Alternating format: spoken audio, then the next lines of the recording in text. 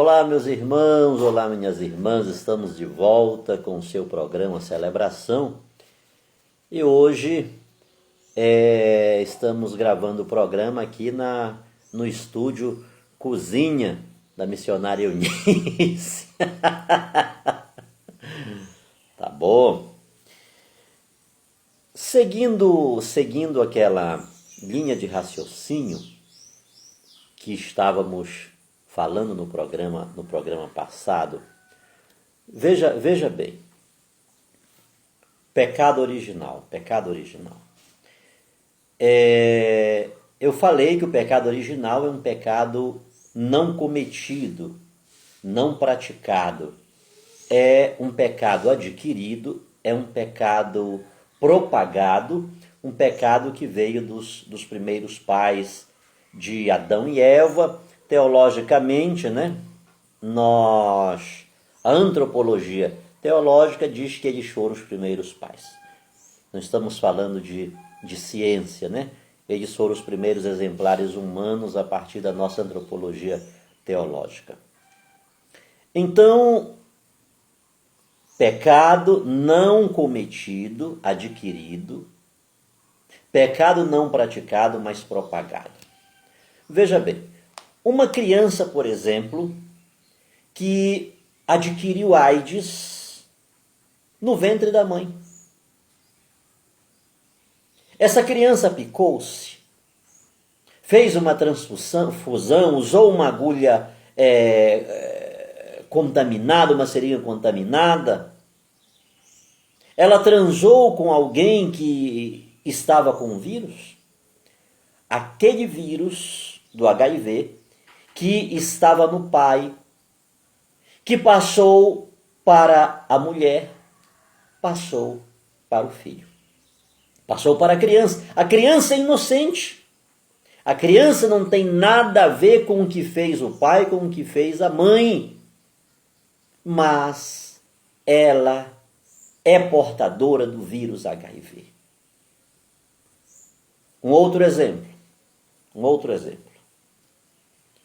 Eu, uma pessoa bem de vida, começo a entrar nas jogatinas, nos jogos de azar, e já não tem mais dinheiro, começo a vender isso, aquilo, penhorar bens, chega uma hora que estou em profunda miséria.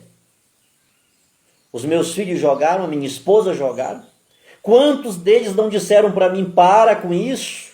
Você não vê para onde isso está te levando? Quantos conselhos me foram dados?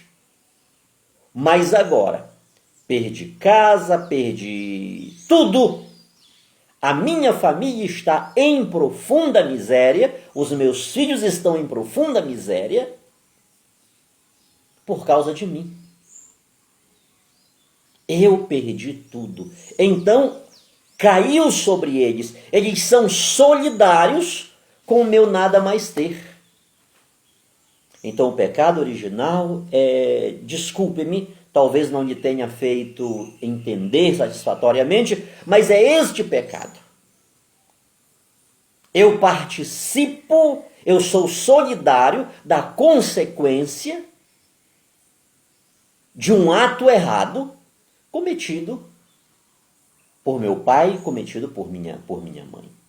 Então o ser humano, a criança, nós todos somos solidários no pecado de Adão e Eva. A igreja que é coluna e sustentáculo da verdade, a igreja que é família de Deus, edificada sobre o fundamento dos apóstolos e dos profetas, a igreja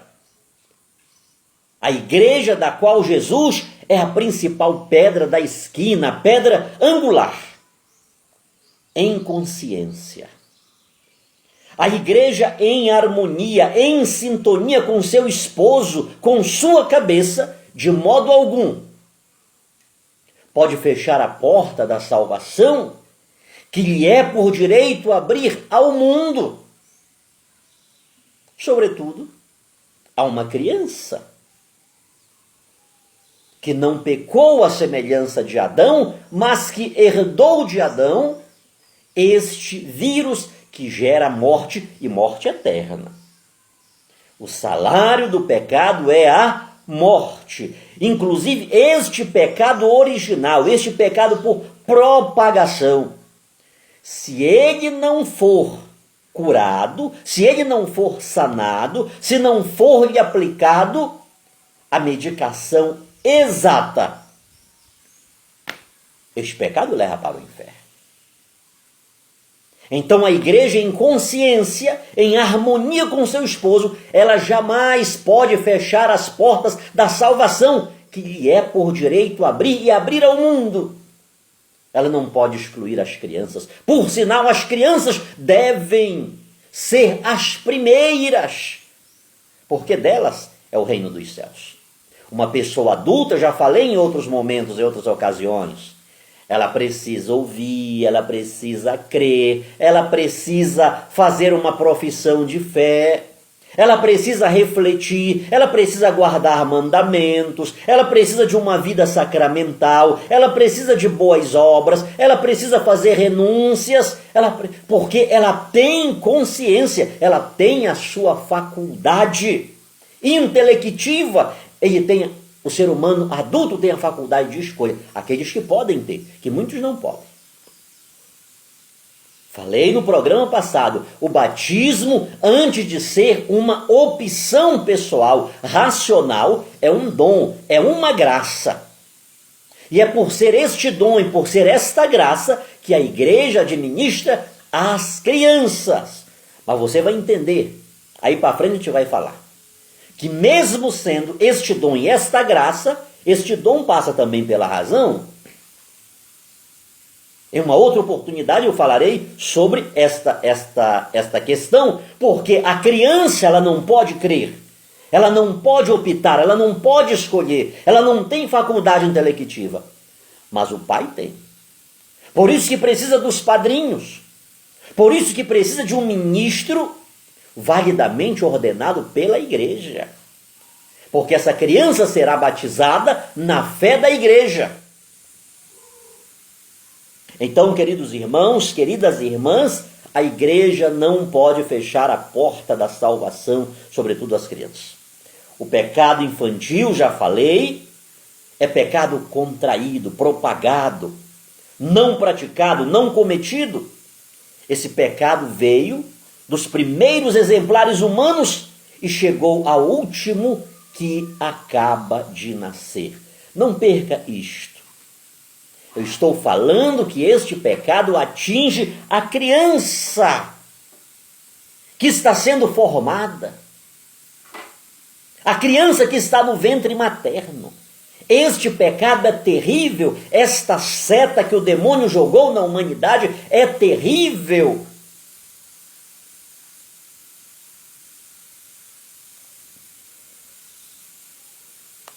Por um homem, o pecado passou a todos os olhos.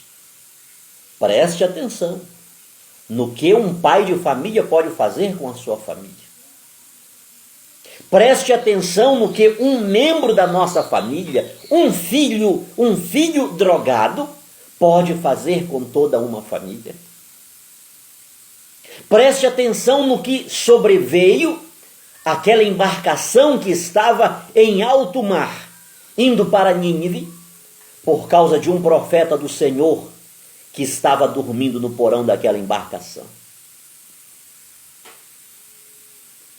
Preste atenção. Deus o mandou a Nínive, ele estava indo para Tarsis. Pela desobediência de Jonas, uma grande tempestade assolou toda aquela embarcação. Isso aqui é sério, queridos irmãos. Precisamos atentar para esta realidade. Quantas tragédias vêm sobre a nossa família, a nossa prole, a nossa descendência. Não é à toa que na palavra de Deus, sobretudo no Antigo Testamento, há uma expressão forte. O Deus de Abraão, de Isaac e de Jacó. Deus está cumprindo uma promessa feita a Abraão, a Isaac, a Jacó, aos patriarcas. Porque lá no início, não obstante os seus deslizes, as suas incoerências, Eles tomaram uma decisão em relação a Deus. Josué vai dizer: eu e minha casa serviremos ao Senhor. Então Deus tem um compromisso, não que esteja a esse compromisso submisso, mas se nós formos infiéis, Ele permanece fiel porque não pode negar-se a si mesmo. Então Deus, na sua infinita misericórdia, Ele que não deixa sem recompensa quem dá um só copo de água fria a um dos seus pequeninos, Ele sabe que aquela pessoa, no meio de todos os seus deslizes, Abraão, Isaque e Jacó, eles tomaram uma opção por Deus. Eles honraram o nome de Deus. O nome de Deus esteve acima dos seus pecados, dos seus deslizes, e quando pecaram, eles curvaram-se diante de Deus pedindo perdão. Então precisamos entender, queridos irmãos, e atentar para esta realidade, que um membro de uma família, sobretudo os pais, os progenitores de uma família, queridos irmãos, eles têm uma enorme responsabilidade para com a sua família, para com a sua descendência, mas não só através de um filho, através de uma filha, uma desgraça se estabelece em uma família, em uma vila, em uma comunidade, em uma cidade, por um apenas, ok? Então por um passou o pecado para todos os homens. Na fecundação do óvulo dá-se a solidariedade com o pecado de Adão. Presta atenção nisto. Na fecundação do óvulo dá-se a solidariedade com o pecado de Adão, mesmo que os pais biológicos sejam cristãos e estejam em estado de graça. Eita, missionário, agora o negócio complicou. O que é estado de graça, queridos irmãos? Eu estou uma pessoa confessada, pequei, mas eu confessei. Eu, a minha esposa, comungamos, estamos em paz com Deus, estamos em paz com os nossos familiares, está tudo tranquilo.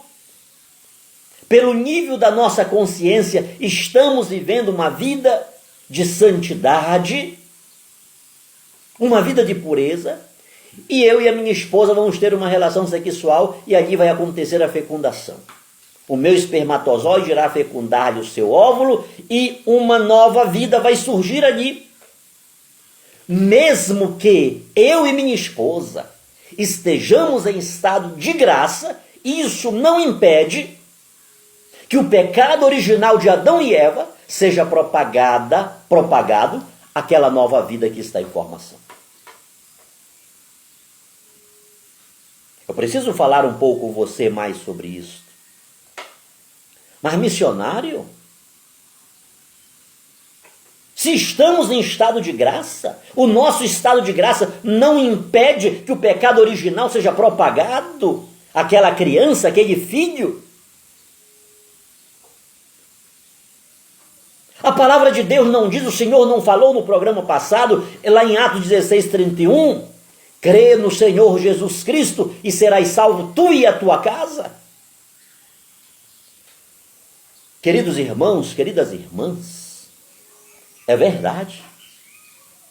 Talvez você diga, essa palavra de Paulo ao carcereiro, de Paulo e Silas ao carcereiro, é uma palavra que está reduzida apenas a ele, aquele dia, aquele momento, aquela madrugada. É uma palavra dirigida apenas a ele e a família dele? Não, essa palavra é dirigida a mim, é dirigida a você, é dirigida a todos nós.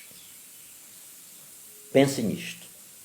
Essa palavra é dirigida a todos nós e ela é verdade. Mas veja bem, o meu estado de graça, de pai, de mãe, não impede a propagação do pecado original a essa criança que está sendo concebida, que está sendo gerada, que está sendo gestada. Não impede. Crê no Senhor Jesus e serás salvo tu e a tua casa. O que isto significa? Eu disse para você, tenha atenção com o verbo crer. Significa, queridos, isto não significa que o fato de eu crer, a minha esposa não vai crer. Os meus filhos não irão crer, os meus pais não irão crer. Significa, sim, que o meu crer é o ponto de partida. Eu fui o primeiro a crer, e através do meu crer, os outros também crerão.